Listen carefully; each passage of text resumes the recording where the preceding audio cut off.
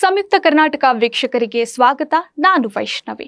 ಇಷ್ಟ ದಿನ ಬಿಸಿಲಿನ ಬೇಗೆಗೆ ಕಾದು ಕೆಂಡವಾದಂತ ಬೆಂಗಳೂರಿಗೆ ನಿನ್ನೆ ಬುಧವಾರ ಆಲಿಕಲ್ ಧಾರಾಕಾರ ಮಳೆಯ ಈ ಮಳೆಗಿಂತ ಒಂದಲ್ಲ ಎರಡಲ್ಲ ಸಾಕಷ್ಟು ಅವಾಂತರಗಳು ಸೃಷ್ಟಿಯಾಗಿವೆ. ಈ ಮಳೆ ಜವರಾಯನ ಅಟ್ಟಹಾಸಕ್ಕೆ ದಾರಿ ಮಾಡಿಕೊಟ್ಟಿದೆ ಅಂತಾನೆ ಹೇಳಬಹುದು. ಈ ಧಾರಾಕಾರ ಮಳೆಗೆ ನಿನ್ನೆ 8 ಜನ ಬಲಿಯಾಗಿದ್ದಾರೆ. ಬೌರಿಂಗ್ ಆಸ್ಪತ್ರೆ ಕಾಂಪೌಂಡ್ ಕುಸಿದು ಬಿದ್ದು 7 ಜನ ಸಾವನ್ನಪ್ಪಿದ್ದಾರೆ.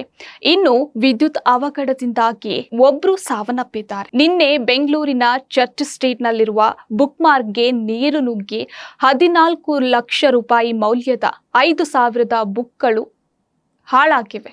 ಕೆಲವೊಂದು ಕಡೆ ತುಂಬಾ ಟ್ರಾಫಿಕ್ ಜಾಮ್ ಕ್ರಿಯೇಟ್ ಆಗಿತ್ತು.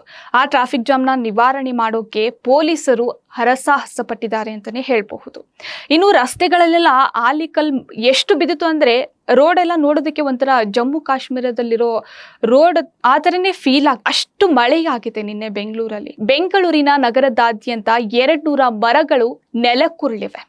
401 ಮರಗಳ ರೆಂಬೆ ಕೊಂಬೆಗಳು ತುಂಡಾಗಿವೆ ಅಂತಾನೆ ಹೇಳಬಹುದು. ಈ ಮಳೆಗಿಂತ ಇಷ್ಟೆಲ್ಲ ಅವಾಂತರ ಆಗಿದೆ. ಇನ್ನು ಆಲಿಕಲ್ ಮಳೆ ಕೂಡ ಸಾಕಷ್ಟು ಈ ಬೆಂಗಳೂರಿನ ಸಾಕಷ್ಟು ಕಡೆಗಳಲ್ಲಿ ಆಗಿದೆ. ಇವತ್ತು ಕೂಡ ಅದೇ ರೀತಿ ಆಲಿಕಲ್ ಮಳೆಯಾಗುವ ಸಾಧ್ಯತೆ ಇದೆ. ಇವತ್ತು ಹುಷಾರಾಗಿರಿ, ನಿನ್ನೆ ಆದಂತೆ ಆಗೋದು ಬೇಡ. ತುಂಬಾ ಕಡೆಗಳಲ್ಲಿ ಲೈಟ್ ಇರಲಿಲ್ಲ, ಯಾಕಂದ್ರೆ ವಿದ್ಯುತ್ ಕಂಬಗಳೆಲ್ಲ ರೋಡ್ ಮೇಲೆ ಬಿದ್ದೋಗ್ಬಿಟ್ಟಿದೆ ಆ ಮಳೆಯಿಂದ.